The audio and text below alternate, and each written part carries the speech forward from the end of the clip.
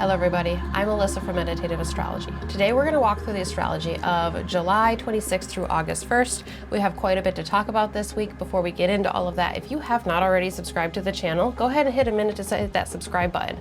So that way you don't miss anything that we have going on here, like these weekly videos that come out every Saturday morning so you can have them ahead of the upcoming week. Sunday nights, 8:30 p.m. Eastern Time, we have a live astrologically guided meditation that is really meant to take the weekly astrology that we break down in its entirety through the weekly video and bring it to that quiet contemplative space where really you can go within, take the contemplations of the week, take the transits, and really start to feel into where you might start to see that playing out in your life. Where are you already starting to see the seeds of the upcoming transits? When we come to that quiet contemplative space, it makes space for conversations between you and the astrology, between you and the universe. And when you start to have those conversations, relationships start to build. They start to grow, and there's deeper connections and deeper meaning that can be there. It really can make it feel like the astrology is much more accessible, and it's something that we are co-presently participating in. The astrology is always around us, but when there's some extra awareness of it, and we have even just a slight awareness of the transits that are coming up, we might start to see little pings of them through our days and throughout our lives, and then we start to learn from it, and then those relationships build and they grow. Think about the more often you talk with an individual or a human being, you start to get to know them, you hear their voice, you know their patterns, you know their routines, you start to build closer relationships with them, right? You start to feel like you know them more. It's the same thing with energy, it's the same thing with astrology. So join us for the live meditation. If you find us on social media, Facebook and Instagram, that's where miscellaneous posts and announcements. Sometimes there's changes to the meditation schedule. There is a weekly intention that is released on Fridays that correlates directly with the upcoming week's meditation. Really, my goal is to give you a process Friday, Saturday, and Sunday of leaning into the energies, working with them, increasing your awareness of the transits of the upcoming week, and really feeling like you are astrologically prepared in whatever capacity suits you. So let's connect on all the things and walk this astrological journey together, shall we? And let's go ahead and get started by moving right into this week, because we just have a few days of exact aspects, but boy, we have some powerful energy that is going on here. We've actually been talking about this week for the last several weeks. So there's already been some preludes if you have watched the other videos or participated in our meditations and whatnot. So we start out right away on Sunday, July 26th, with the sun moving into that 4th degree of Leo, and it's going to make those aspects to the outer planets that we talked about Jupiter making last week. Now go back and revisit that video if you'd like a little bit more breakdown of the interaction within these within these outer planets with Jupiter and Sun coming in kind of simultaneously, because we did talk about that a little bit, but we're going to break it down a little more further today, specific to the Sun. One of the things that I don't have listed on the card is that Saturn is stationing to go retrograde at the beginning of this week. So this is going to be that first retrograde that we're going to get for Saturn in the sign of Aries, since it's been there for good. So last time it retrograded from the sign of Aries, it moved back into the sign of Pisces. Right now Saturn is sitting at 14 degrees. It's going to move back to about 7 degrees of Aries, and that's going to take us into the month of December. I find it interesting that Saturn is stationing to go retrograde at the same time that all of the outer planets are activated, the sun is activating them, Jupiter is still within range, and the sun and Jupiter are coming into that conjunction this week. Saturn would be the next slowest moving planet, even though it's not one of the outer planets, within the astrological sky that we watch. So all of those slow moving planets, all of those just the not fast personal moving planets, which are just Mercury, Venus, and Mars, all of those planets are activated here within this configuration. We're actually going to talk about activations for Mars and Venus here this week too. So really, the sky is lit up this week. All of the planets have something to say, because even the interaction between Mars and Venus and that activation, it's ruled by Mercury. So all of the planets are having something to say here for us this week. With Saturn stationing retrograde, we are going to start to see that first real review of what Saturn has done in the sign of Aries so far. So you can look at the shifts and the changes that have happened in the whole sign house where you can find Aries within your chart, or the story that you can see starting to formulate there. If there is a story or a pattern or a foundation or a framework, things that Saturn can represent, that has started to show itself or starting to accumulate in the sign of Aries, we might have a little bit of a reworking of that, or figuring out pathways to be able to go forward. It's the moment of slowing down to go forward. Now Saturn is considered to be in its fall in the sign of Aries. So I almost think that this Saturn retrograde may be helpful for the fall in Saturn, simply for the fact that Aries moves so quickly. It's Mars's sign, right? There's a lot of forward energy, there's a lot of pushing, there's a lot of moving, there's a lot of just head down and going straight forward into whatever the thing is, and then, maybe like act now, think later type of thing. That is not the way that Saturn works, which is why Saturn does not necessarily do super well in the sign of Aries. Well, if the sign of Aries is quick moving and fast and youthful, and Saturn is death and decay and slowing down and making sure that we are dotting the I's and crossing the T's, this might be the time for Saturn to be able to do that.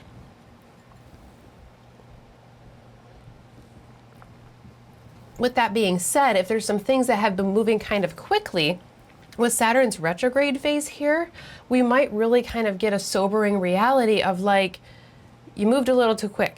You didn't think this through quite enough. So here's our time to slow down, rework through those Aries things, and see what can come up. Now, that doesn't necessarily mean that choices that have been made or actions or, things that have been coming up are necessarily wrong or not the right path to go down. But maybe we would have handled things slightly differently. Maybe there'd be a different path or a different pattern or something like that. Maybe we start to notice where we've been pushing too hard, or, even not pushing quite enough, because, Saturn and Aries, it's kind of like the brake and the gas pedal all at the same time here. Are there structures and foundations and forms that have built or disassembled? And again, possibly quickly, because this is the sign of Aries we're talking about. And also Neptune is co-present.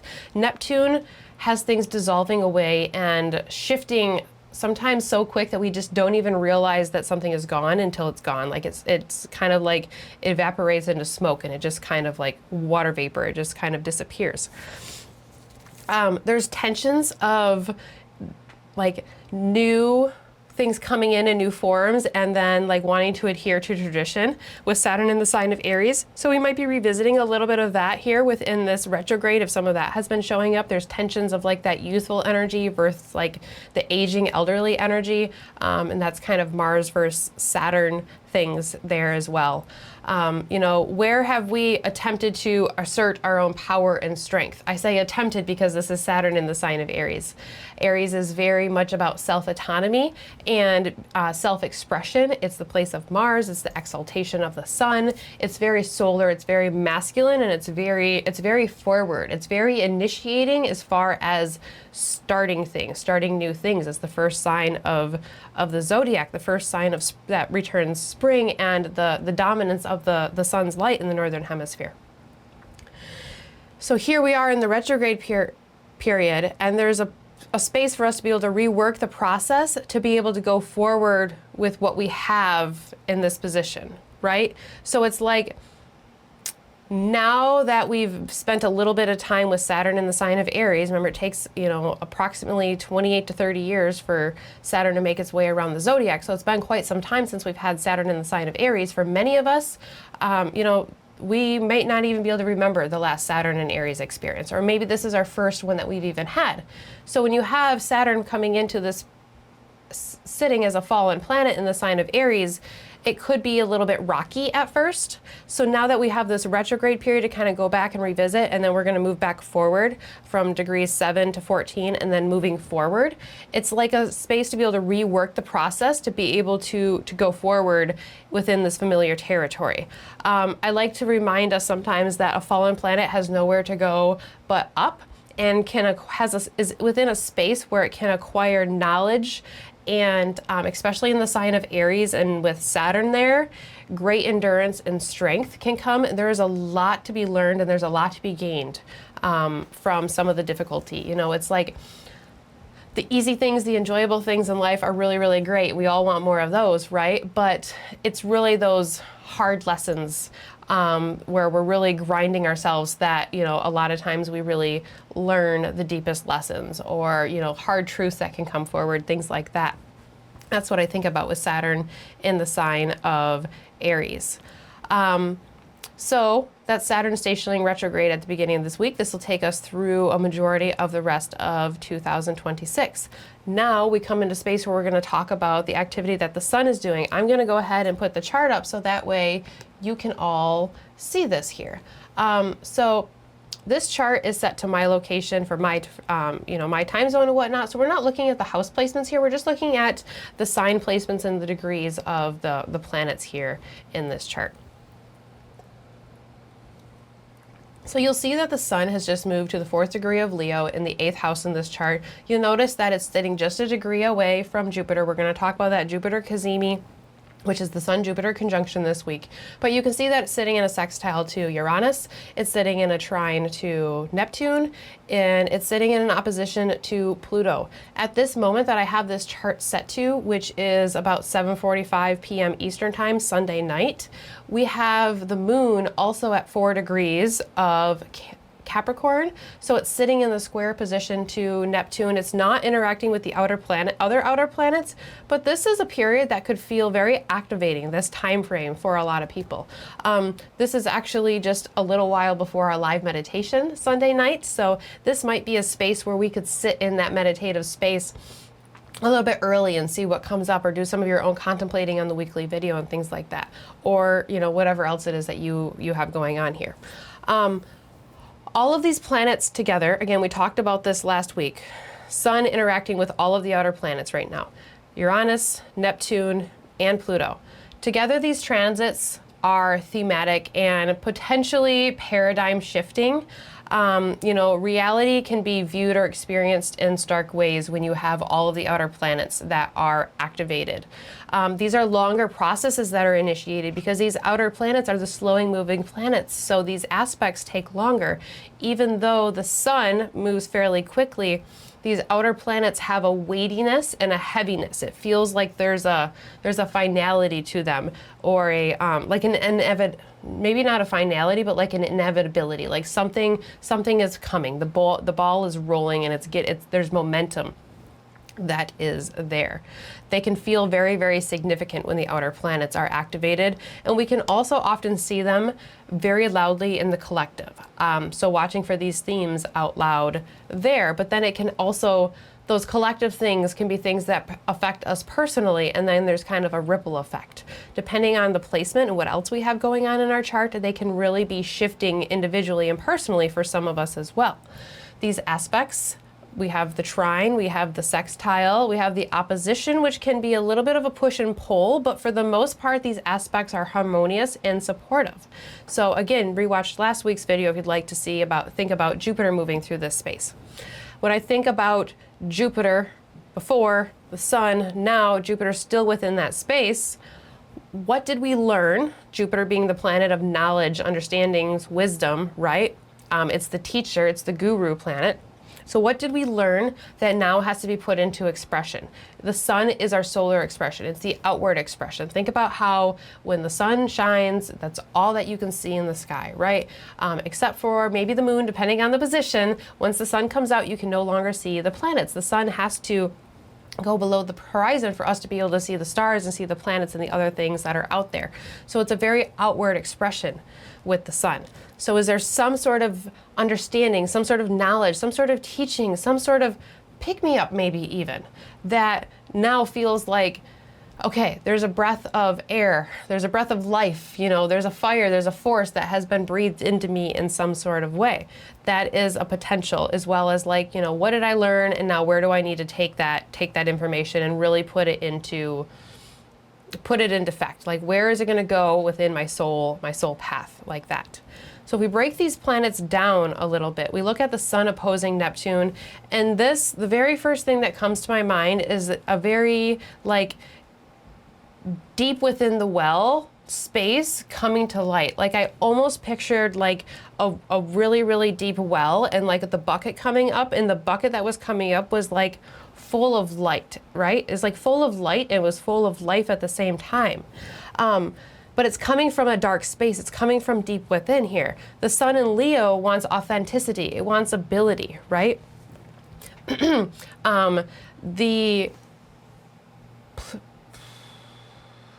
Yeah, the sun wants, sorry, excuse me for a minute there.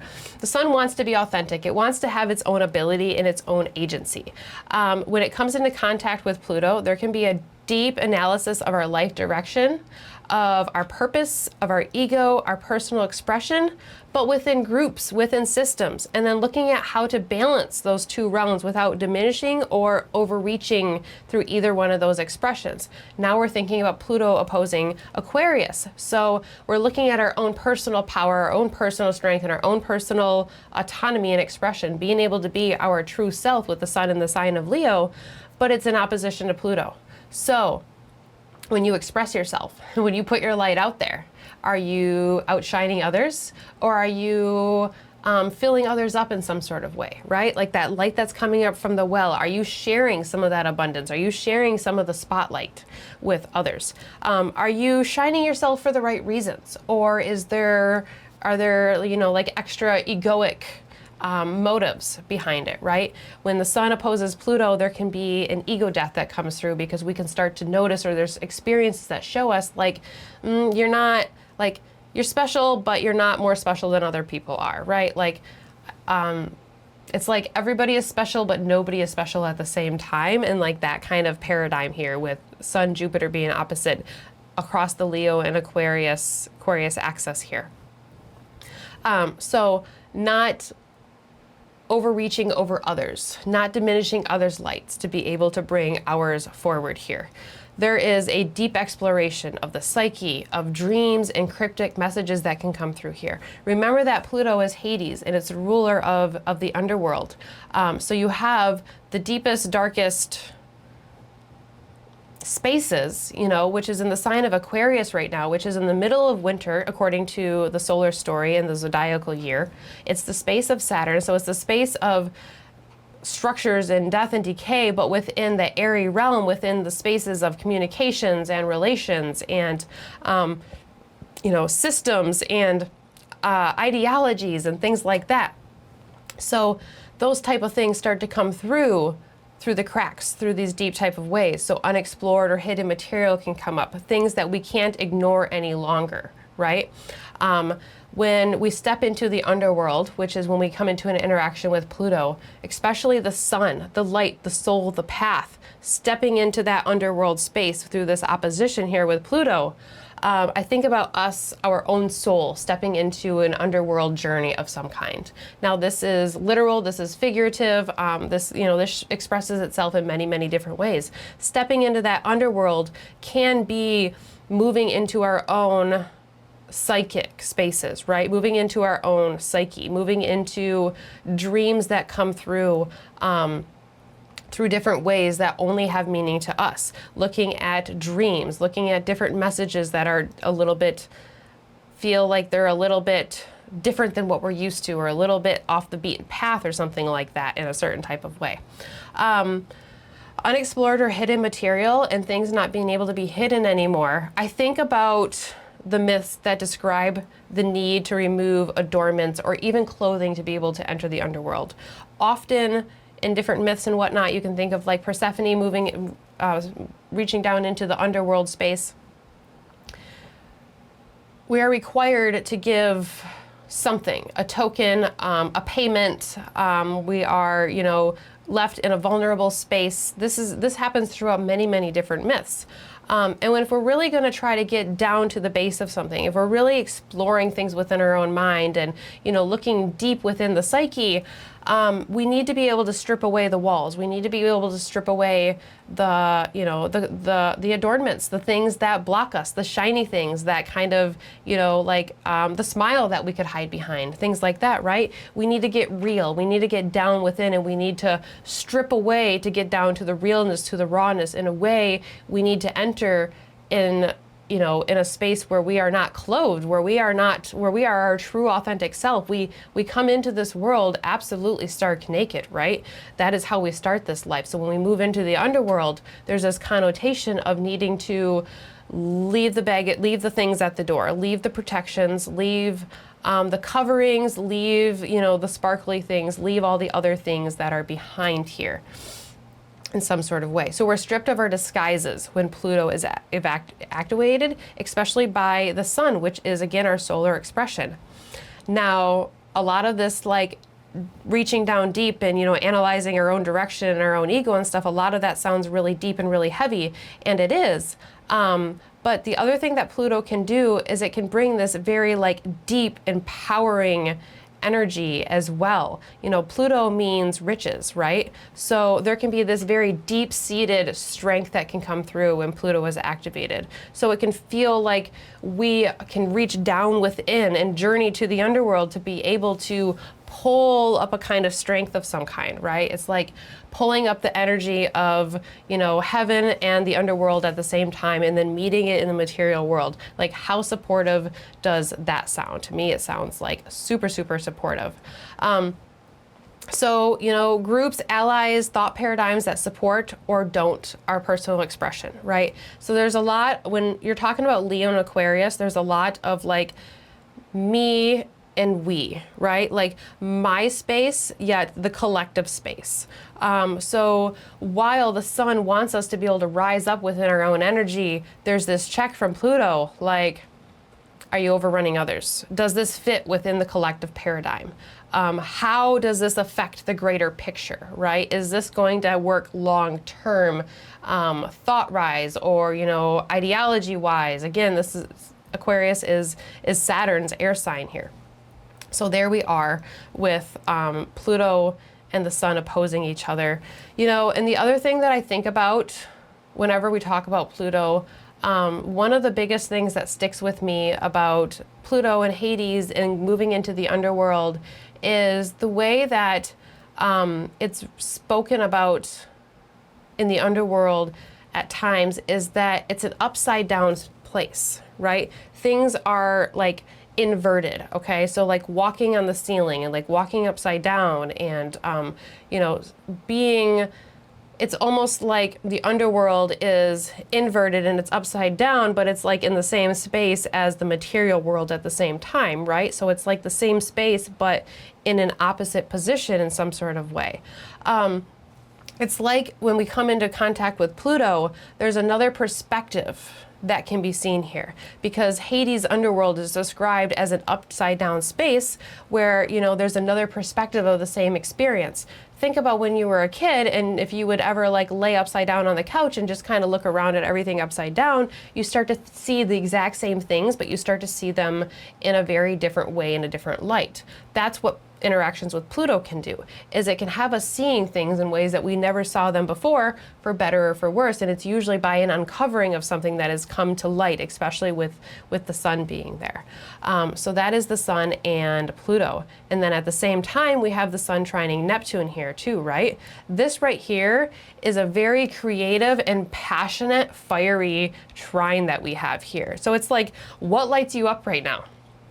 While you're digging down deep into Sun and Pluto, where is the fire? What is motivating you? What has you wanting to strive forward? What has you wanting to journey into that underworld? Because, you know, when whatever it is, whatever the underworld is that you're journeying into, from the level 1 to like a level 1000, whatever those ranges are for you, or someplace in the middle, it's scary to move into an underworld experience. It's scary to bear ourselves real, raw, and without any coverings on, whether that's to others or even just to ourselves. Sometimes it can be really difficult even just to be honest with ourselves here. So like, what is the motivation to have you willing to go into that underworld and to face Hades, to face Pluto, and to be willing to see that other perspective, to be able to like move forward with whatever is motivating you right now? There can be an expanded solar expression, either ours or others, when you have the sun trining Neptune in the sign of Aries here. Solar figures may rise up, you know, but perhaps there's youthful solar figures that start to light up in some sort of masculine space. Now that can be gender-wise, but it doesn't have to be either. The masculine energy is an outward expressive energy, right? It's an intelligence expressing itself. It's leaders that are rising up, that are strong, capable, and lead a group in some sort of way, or lead from their own heart, with the sun being in the sign of the sign of Leo here. I'm thinking about expressions that come from within. Again, that like underworld journey of the Sun Pluto feels like it's kind of amplified here a little bit with that like within type energy. And I think that this is really important too with this aspect, is like expressions that can come from deep within us, because the sign of Aries is the exaltation of the sun. The sun is in its own sign. The sun is our expression, right? It's our authentic expression. So that coming from a space from within, Leo's in the place of the sun, or the place of the sun is in the place of Leo. It's the place of the heart space, right? So it's coming from within us. When Neptune lights us up, it can be a motivation that we can just, that feels like it either comes from within us or it comes from sort of divine, universal, creative type space, right? It can feel very otherworldly, whether that space feels like it comes from within here, from the gut feeling, or from some sort of magic in the universe, or God, or creator, or whatever works for your wheelhouse. Our own strength, our own ability, and our own agency is highlighted here. This is another thing that Pluto is going to be up against, because as the sun is opposing Pluto, it's trining Neptune. It's gaining strength and it's gaining momentum to want to be able to express itself. And that might give us a little bit more momentum to get into that underworld space here as well.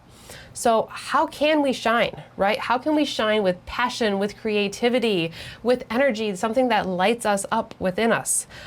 This can tilt into excessive ego. You know, it can be disconnected from reality with Neptune. So there can be delusions of grandeur that can come in through here when the sun is trining Neptune. At the same time that the sun is trining Neptune, it's sextiling Uranus. Creative ideas, inventive and explorative energy comes through here. You see where we're moving into new spaces, right? We're touching in all these different house topics. So there could be different areas of life that feel like they're all activated at one time. But it's taking us into new spaces. It's either having us digging down deep within, or we're exploring and, you know, being a little bit experimental with energies, with the sign of, or with the planet Uranus coming through here. And Neptune can dissolve things, right? Neptune can dissolve forms that no longer serve us and bring spiritual experiences. Boundaries of reality can slip away. Uranus wants to experience something different or consider a new perspective in some sort of way. What conversations or ideas can allow us to express our solar expression? Again, the pinging planet is coming from the sun in the sign of Leo. So it's all coming from that heart space and that true, authentic expression of Leo that we have been talking about here. And Pluto digs deep down within. It leaves no dark corner unexplored. So these are the type of spaces that we are finding ourselves in at the beginning of this week here. Now, I have this just before 8 p.m. Eastern Time, Sunday night, so depending on your time zone and where you are located, this transit may be coming through. It's building over the weekend, but it might come through exact Sunday or it might come through exact on Monday. Either way, it's building through the weekend and into the beginning of the upcoming week here. So there we are right away on Sunday. It's just a ton that's going on here right at the beginning of the week here. So there we are. And then we're going to go back here. We've only made it through Sunday, and we're going to go ahead and move forward into Monday, where we don't have any exact aspects. The moon's in the sign of Capricorn, and that's going to take us right through till Tuesday. The moon's going to move into the sign of Aquarius, and we get a square between Mars and Venus. So this is where I tell you all the planets are activated here this week. When you have a square between Mars and Venus, you have tensions of the masculine and the feminine energy. That outward expression versus the inward reflection, right? It's the lovers having major differences, yet there's a little silver lining that is here. They are in the square position. However, they're both in signs that are ruled by the sign of Mercury. So they're ruled by the same planet. It's almost as if there is a hidden connection or communication tool that can connect these two planets, which I think is really interesting as they're sitting in the square position. In the square, this could feel like, especially with all the other outer planets that are activated, this could feel like a space where there's a tension between asserting ourselves and expressing our ideas. Mars is in the sign of Gemini. Mars is also in the superior position, so it speaks a little louder than Venus does. And, you know, it could be the tension of expressing and asserting our ideas, as well as the difference of, you know, being a little more receptive to what other people have to say. There's a little more social anxiety with Venus in the sign of Virgo here. There's a little bit more thought process that goes through. So it's like, I want to assert myself, I want to bring my ideas forward, but I'm not quite sure if they're ready. I'm not quite sure if they're right. I'm not quite sure if I've perfected them, right? That's a very Virgo type thing. So there's that tension back and forth of like, I'm just gonna say the thing, I'm just gonna do it, I'm just gonna, you know, put myself out there, but what if? What if it's not received? What if they don't like it? What if I don't do it right? What if I don't feel like it's up to par, or, you know, where it's like, as perfect as it should be, or something like that, right? That could be the tension that is there. However, we have Mercury in the sign of Cancer, who is in the process of appearing as the morning star. It is recently moved into the direct position here. So Mercury is not sitting in too bad of a position to be supporting these two planets and facilitating the conversation between the two of them. It's sitting in the sign of Cancer, which is a space of unity or support.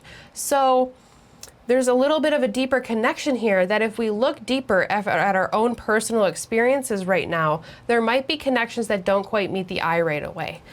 It may take some time to develop or to see it, and, you know, maybe it's a little bit subtle. But Mercury in the sign of Cancer ruling this is very supportive, and it almost feels like if Mars and Venus are, you know, two different individuals that are not quite getting along, it's almost like Mercury in the sign of Cancer could be a supportive mediator to allow them to see how they're able to help each other, see those connections, see that there is a mercurial connection between the two of them, even if it is that they are expressing themselves very, very differently.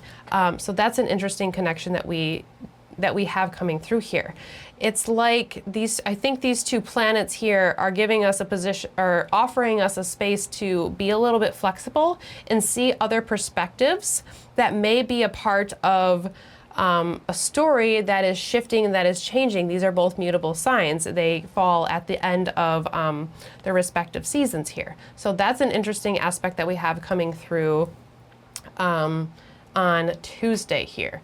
If we move forward from Tuesday, we move forward into Wednesday, July 29th, and we get that full moon in the sign of Aquarius, and we also get the Sun and Jupiter conjunction, which is the Jupiter Cazimi.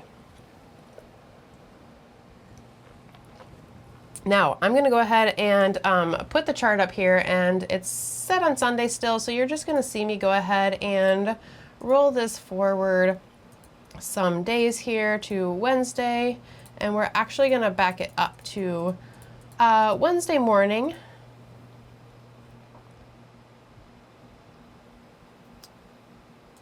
Okay, so this is fairly close to the time of the full moon. I have 10:36 a.m. Eastern time. Always Eastern time zones translate to your own time zone.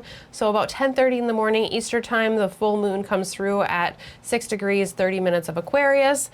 The Sun-Jupiter conjunction, which is that Jupiter Cazimi moment, remember that's a resetting moment for Jupiter, comes through at 8 a.m. So within the span of 2.5 hours, we have the Jupiter Cazimi moment, and then we have the full moon in the sign of Aquarius, which is in close enough proximity to Pluto to be conjoined Pluto at the time of the full moon. This is really, really powerful energy coming through here, and you really can't understate this, everybody.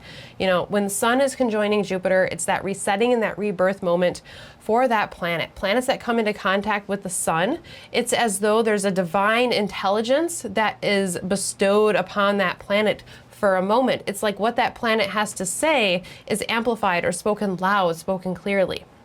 The time that surrounds the Cazimi moment, so, you know, the days before and the days after, can feel like the planet is on a path, it's on a journey, but it can't quite see the direction that it's going.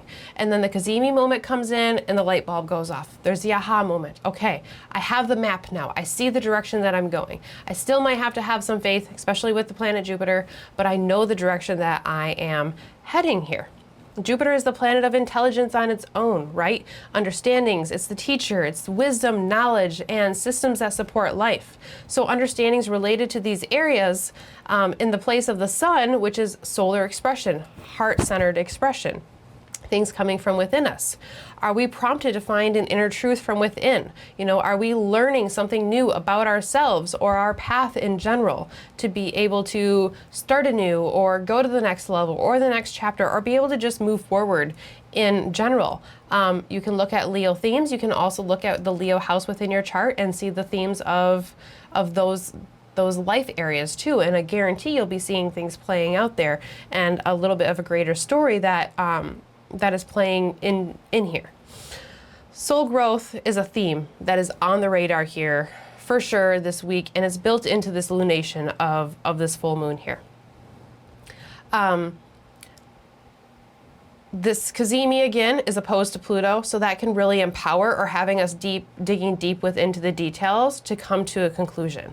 So things can really come to light here, and I would not be surprised if for some of us the aha moment or the understanding is some uncovering of things, right? A new piece of information, a new motivator, or a new factor that kind of flips the script and has us thinking things a little bit differently or moving in a different direction of some sort. You know, what new perspective do you gain when you enter the underworld, right? When you move into that vulnerable space that we've been speaking of, what new perspective do you gain? Jupiter has entered the underworld in two different ways, through the Pluto opposition that has just gone through, and through the combustion, which is that space that surrounds the Cazimi.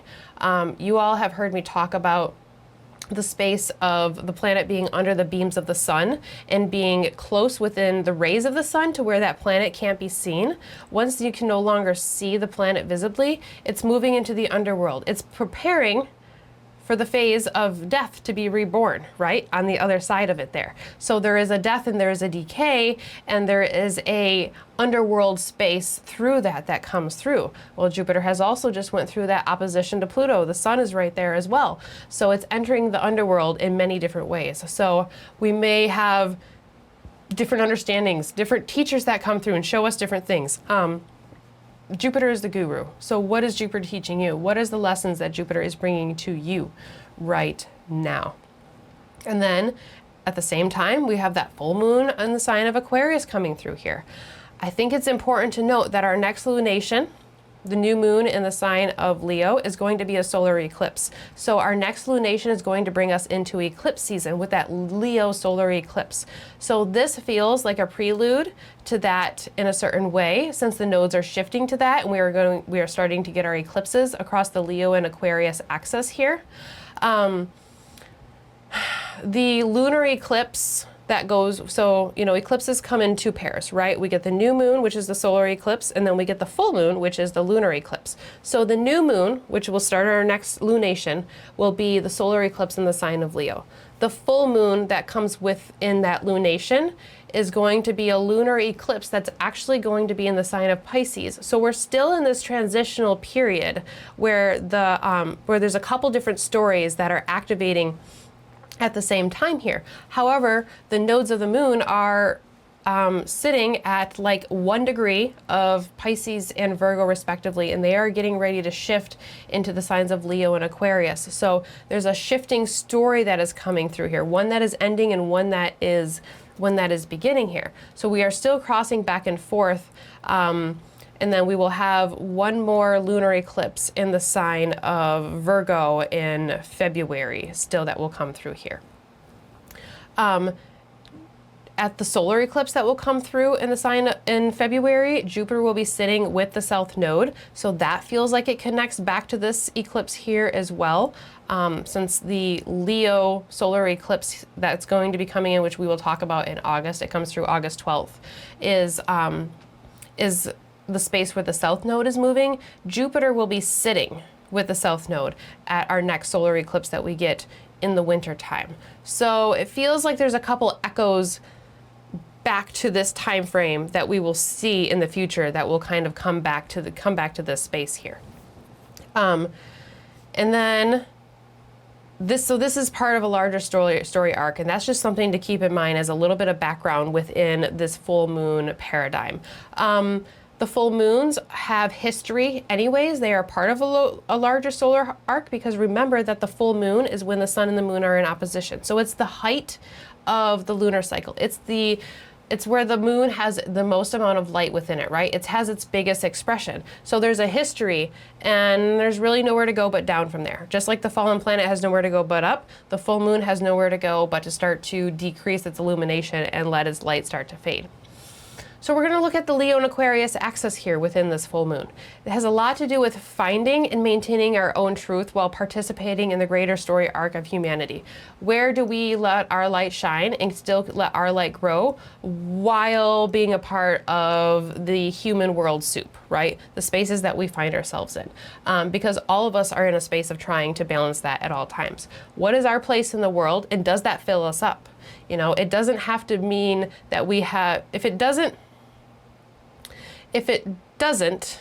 what we do in the world does not fill us up, then that might mean that we have not quite found our place in the world yet. We can't lose ourselves in the group, but we also can't be so self-focused that we lose track of others. It's that common good versus personal good here that may come through. And this might be starting a story that leads into that bigger story arc. Again, the next lunation is going to bring us into eclipse season here. And then if we look into February, there's some callbacks to this time of the year. So we will talk about that again. This full moon is conjoined Pluto. So we might really be digging down into those social systems and seeing what works for me, what does not work for me. Are the groups and systems that I'm a part of, the ideologies that I have subscribed to, do they really resonate within my heart? Or are they something that I've been taught, you know, by society to participate in? Is it because it feels like a personal good, or does it feel like the common good, right? How do we balance those things while maintaining our own power and still seeing the deep realities of society, of humanity? It might be that we start to own up to a little bit more of our own individual light, because we start to see some deeper sides and some darker parts of humanity. We start to see, you know, some cracks of things and spaces we've been finding ourselves in or participating in, or, you know, even just being complacent to, where it's like, I now see the truth here. I see the reality, and it's not what I thought it was before, for better or for worse, right?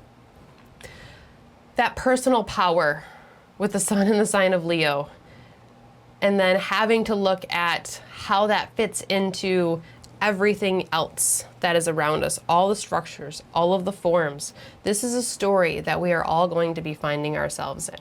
Personal story versus the collective story. Personal ideology versus the collective ideology here. Sun versus Saturn. So it's birthing, it's something new, it's exciting, and it's exploring something different. But it's also making sure we look at the sobering facts of what is going on, right? Within the greater story here. There can be a lot of power, there can be a lot of strength that comes from this full moon that has us no longer tolerating something maybe that we did before. I think again about how this is the height of the lunar cycle, the full moon here. So this lunation is at its full expression. Something has been building, something has been growing here, right? And it can come from some personal spaces, because the new moon that we had was in the sign of Cancer that comes into this space here. So that's the majority of our aspects here for this week. There's some powerful ones. It's kind of like a lot all at one time, and we're just going to go ahead and roll through the rest of the week, because quite honestly, those are our aspects for the week here. But they're a lot. there's some juicy things that are here for a lot of us. So Thursday, July 30th, that Aquarius moon will take us through all day, and we don't actually have any exact lunar aspects or planetary aspects that are here this day. Move forward into Friday with that Aquarius moon, and it's going to take us into a Pisces moon, where it's going to conjoin the North Node. That might have a little bit of the story for the eclipses for you, so you might see some pings of that day. And then if we move forward into Saturday, August 1st, we get a sweet little Pisces moon with no exact lunar aspects or planetary aspects that day. So the week is front-loaded. There's a lot about the solar expression and reaching into new spaces, exploring new things, but also digging deep down within. I think about clearing out spaces. I'm thinking about like when you declutter something, how rejuvenating it can feel, right? There's a lot of work. You might have even, like, if you clean out the fridge, right? You might reach into the back and you might find something that you didn't even realize was still back there. And you might have to dispose of something that seems a little bit gross or a little bit undesirable, but then the end result is something a little brighter, something a little bit more sparkly, something where there can be a little bit more shine, or another just like, deep breath, right? Like when you clean your house, or you declutter a space or something, or clean your car, think about how good it feels the next time you get in there. That's kind of an analogy that I think we can use for this week. All right, this one is a loaded week. I can't wait for our live meditation, so join us Sunday night, 8:30 p.m. Eastern Time. I will see you all there. I hope everybody has a wonderful week, and I hope that this video serves you well wherever it meets you. I hope it resonates with you in some sort of way and allows you to connect to the astrology and just maybe think about things in a little bit deeper or different way, maybe even a different perspective, right? So that is what I have for this week. I will see you all on Sunday, and I will also see you here next week for our next weekly video. Take care. Have a wonderful week.